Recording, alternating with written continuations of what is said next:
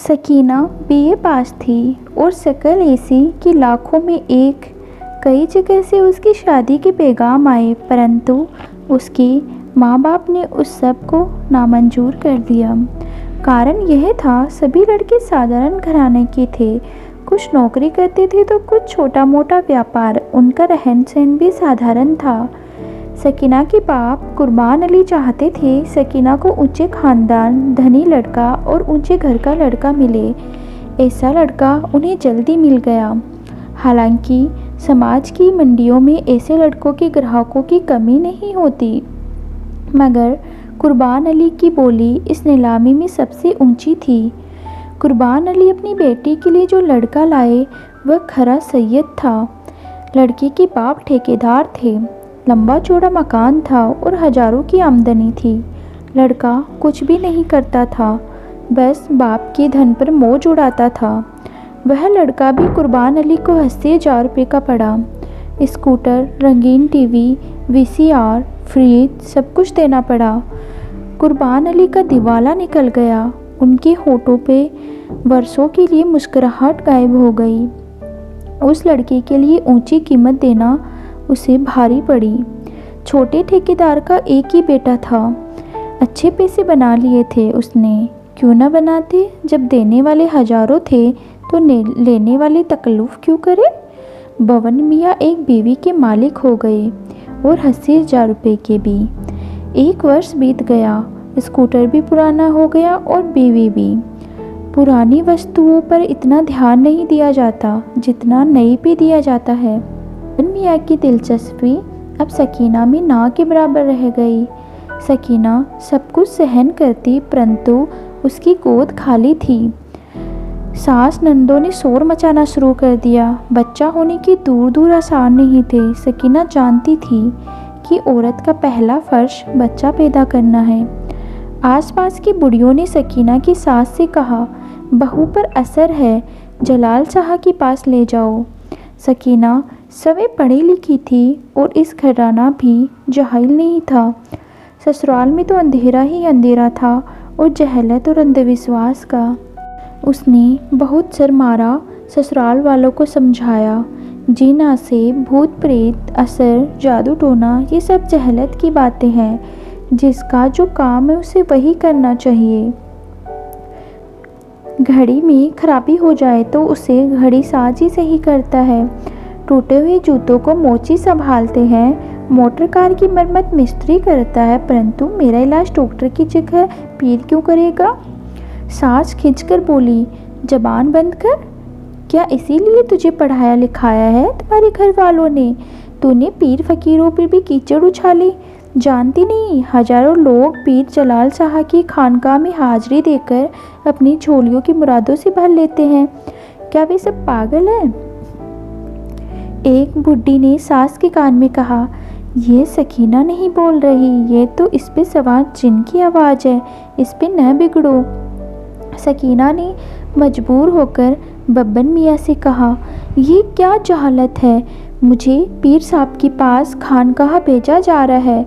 वैसे तो औरतों पे इतना सख्त पर्दा कराया जाता है, लेकिन पीर साहब की तो गैर आदमी है।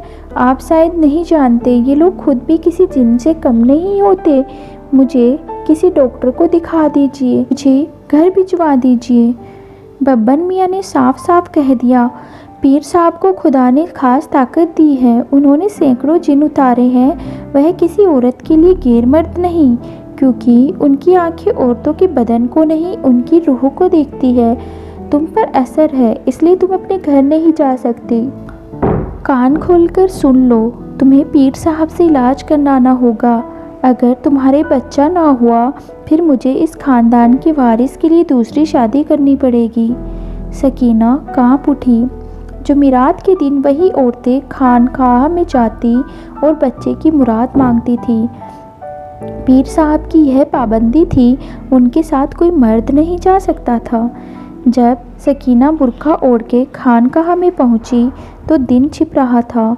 रास्ते की दोनों तरफ मर्द और औरतों के हाथों में सुलगते हुए फलीते लिए हुए बैठे हुए थे। एक और फकीरों की भीड़ थी। वहाँ हार, फूल और मिठाई की दुकानें थी। हवा में लोबान और अगरबत्तियों की खुशबू बिखरी पड़ी थी। खानकाह की बड़ी सी इमारत औरतों से भरी पड़ी थी। चौड़े मुंह वाले भारी भरकम पीर साहब कालीन पर बैठे थे, घनी दाढ़ी और लाल लाल आंखें। वह औरत को देख देख कर उन्हें फलीते पकड़ा रहे थे। सकीना की बारी आई। उनकी लाल आंखों में चमक आ गई। बहुत बड़ा जिन है, वह दाढ़ी पे हाथ फेर कर बोले।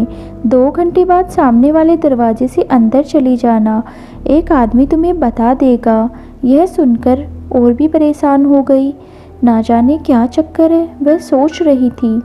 अगर ऐसी कोई वैसी बात है तो मैं अपनी जान ही दे सकती हूँ। उसने गिरेबान में रखे चाकू को फिर टटोल कर देखा।